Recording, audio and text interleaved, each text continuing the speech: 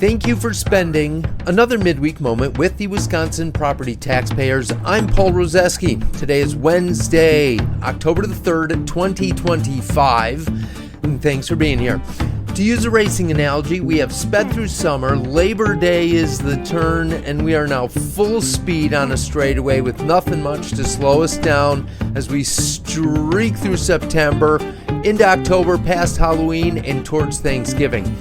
In the short term, Friday is National Lazy Moms Day. So, guys out there, maybe a good chance for an unofficial and surprise Mother's Day type vibe for you to take advantage of. Saturday is National Tailgating Day, and Sunday is National Beer Lovers Day.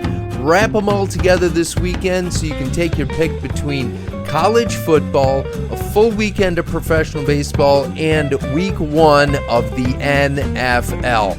However you celebrate, please celebrate responsibly. Today, we give a quick update on a past story, then move to how our government is spending our tax dollars. First, how the state is spending to buy public land and how they're spending to oversee that land. Spoiler alert, the Republicans are frustrated with how both of those things are happening. After that, we move to a story about how politicians will conveniently take or ignore the high road, depending on what they need at the moment. And finally, we end with a quote from a founding father. It's taken from one of the Federalist Papers. Do you know, A, who the three authors of the Federalist Papers were, and B, do you know who wrote most of them, because that is the person we're quoting. Stick around, see if you got any of those right. Good luck, and without further ado, let's jump into some news together. Starting off, here's an update on the "You can't make this stuff up" piece I did last week on the Appleton judge that arbitrarily threw someone in jail when he appeared in front of his bench for something unrelated. He will be stepping down from his role as a judge instead of facing federal prosecution for his actions. In other news, let's look at the Knowles-Nelson Stewardship Program.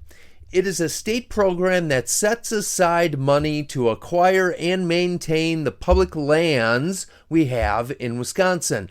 Well, over the past few years, the Republicans have let it be known that they're frustrated with how much land is being bought every year and becoming state-owned, among other things. It's just taking away from private ownership, and in some areas, it's really impacting county property tax bills. The program has purchased 646,000 acres of land since it was started in 1989, which is the equivalent to the size of Dane County. In total, in Wisconsin, the state owns about 5.9 million acres, 1/6 of the area of the state. It's undeveloped government-owned land. In Vilas County, that total is 46%. In Forest County, it is 60% undeveloped government-owned land. So, since the program is set to expire next year, there are a few proposals to how it should look moving forward. Currently, the program is funded at $33 million per year, and it was set to go for 4 years. Governor Evers, in his budget, proposed increasing that to $100 million per year for 10 years. The legislature said, when they saw that, and I quote, "Yeah, no."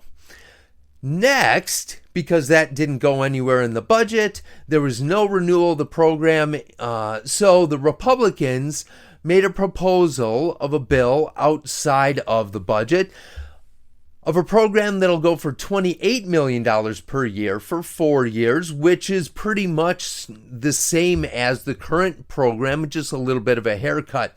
Two notable changes in their proposal were that, one, the focus of the program was going to change from land acquisition to maintaining and improving what the state already owned, what we already have, and two, any purchase for more than $1 million must be approved by the legislature. Well, let's be real here. The Supreme Court just took away the legislature's ability to hold up big ticket spending items on things that they don't like. So this is a workaround to keep control of those choices. And the legislature is not typically a fast moving beast. So getting a purchase through the Assembly, the Senate, and the governor's signature seems like a lot for any big purchase, which is, I think, exactly what they're trying to accomplish. Well, enter the Democrats with a new proposal of their own, and I think they're doing it because they don't love the idea of bigger purchases dying in the bureaucracy, so they propose an oversight board, similar to what a lot of other government programs have. There's a small chance that the Republicans could go for that, although it would take the power of choice and control out of their hands, which is probably pretty important to them right now. Now, here's where their proposal loses me. They're proposing 6 years and $72 million per year. That's more than doubling the program. When it started in '89, it was authorized for 10 years at $25 million per year. So the length isn't unheard of, just not ideal when a shorter length gives more flexibility with how many dollars there are. Anyway, it'll be interesting to see how this plays out since the deadline isn't until next summer that the program completely goes away. This may hang out there for at least the fall before they really buckle down and work to get a solution done. In other news, and speaking of having a difference of opinion on government spending, we look at an audit that was just done on the DNR's Fish and Wildlife account.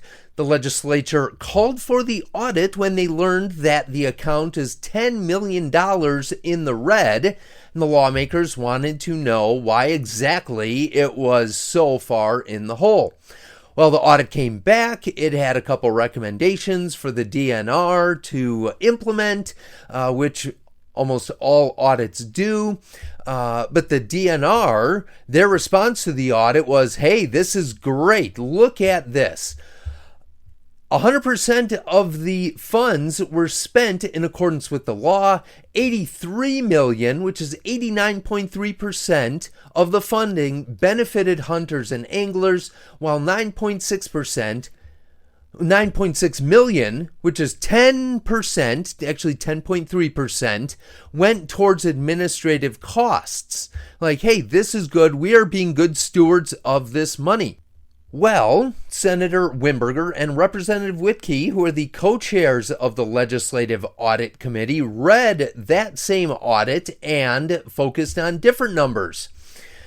They read that 49.8% of the state funds that were spent from the Fish and Wildlife account were spent for activities that primarily benefited hunters and anglers. So, their response is that there is no reason that the Fish and Wildlife account should be over $10 million in deficit while also spending less than 50% of its funds on activities that primarily benefited hunting and fishing. The DNR must provide reassurance it will be more accountable, yada, yada, yada.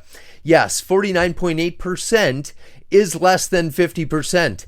My prediction as I look into my crystal ball is that this is probably going to come back up in about a year and a half from now when we're putting together another state budget and the questions are going to be asked that why should we give you more money if you can't properly manage the money we're already giving you because your checking account is $10 million in the red. So there will be a lot of debate on that. I'm calling it now, though. We'll wait and see what happens.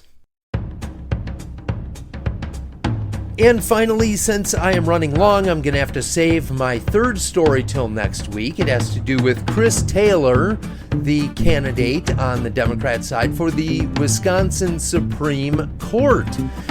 In honor of that story coming up and of the upcoming Wisconsin Supreme Court race, I give you a quote from Federalist Paper number 78, one of the 85 essays written to persuade Americans to ratify the new U.S. Constitution. 5 of those essays were written by John Jay. 29 were written by eventual POTUS, number 4, James Madison.